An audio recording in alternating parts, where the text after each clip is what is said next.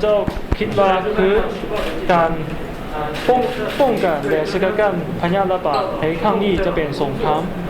ที่ต้องได้ปลุกระดมและโต้ของถูกกำลังแห่งเขาว่างมาโต้สู่น้ำกันในปัจจุบันนี้คือเรียกงานต่างๆและมาตรการต่างๆของฝ่ายเราที่จะต้องปฏิบัตินั้นแม้ภายใต้การสิ้นน้ำพาเองอันเข้มแข็งของพรรครัฐและประเทศสปปลาวแต่ภายใต้การประสานงานในกลไกคณะกรรมการสี่น้ำบรรดาเรียกงานสกัดกั้นและป้องกันพยาธิในครั้งนี้และประชาชนทั่วประเทศเราก็ได้เข้าความยังตั้งหน้าปัจจุบันนี้สามารถบอกได้ว่าเดี๋ยวนี้มีความคืบหน้าได้ดีในระยะปัจจุบันนี้อันนี้จะเป็นมรรคผลที่ดีและสำหรับคณะเชี่ยวชาญเทคโนโลยีที่มาเห็นเรื่องอยู่ในแล้วพวกเขาได้เป็นบังประสบการณ์ของฝ่ายจีนในด้านการป้องกันและสกัดกั้นพยาธิอยู่ที่ประเทศสปปจีนและได้ยินตามสภาพการตัวจริงของประเทศสปปลาวปรึกษาหารือกับเชี่ยวชาญของเรา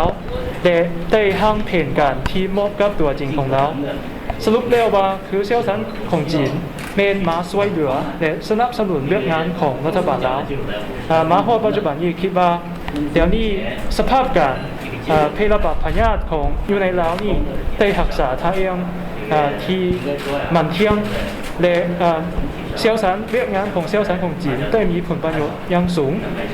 แต่ว่าคืออย่างข้าพเจ้าให้คำตอบว่าคิดไรได้แนวใดนะ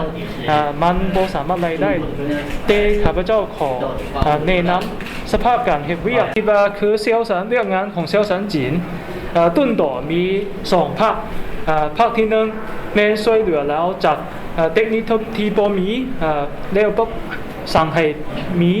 และภาคที่2แม่ที่มีอยู่ให้ปรับปรุงดีขึ้นเติมและสำหรับภาคที่1ยกตัวอย่างอันที่1เชี่ยวชาญของจีนได้ลงใบหักฐานและทัศนะตัวจริงได้ยินตามแผนการและระบบของเราที่มีอยู่และได้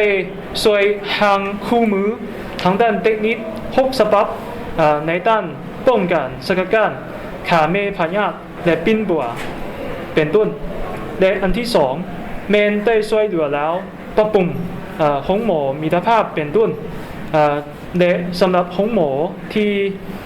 ปิ้นบัวผู้ติดเชื้อที่ยืนยันติดเชื้อนั้นเชี่ยวชาญของจีนก็ได้ช่วยทางเอกสารคุ้มครองบริหาร14ฉบับเพื่อให้ห้องหมอดังกล่าวนี้สั่งเป็นห้องหมอตัวแบบตีนผ่าเรื่องออกมาอีกตีนท่านนะที่ที่บอกได้ไม่ได้ก็บอก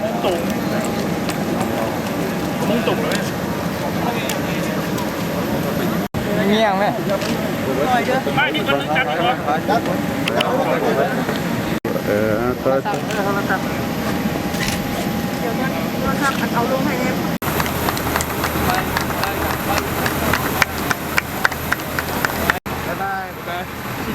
ได้see you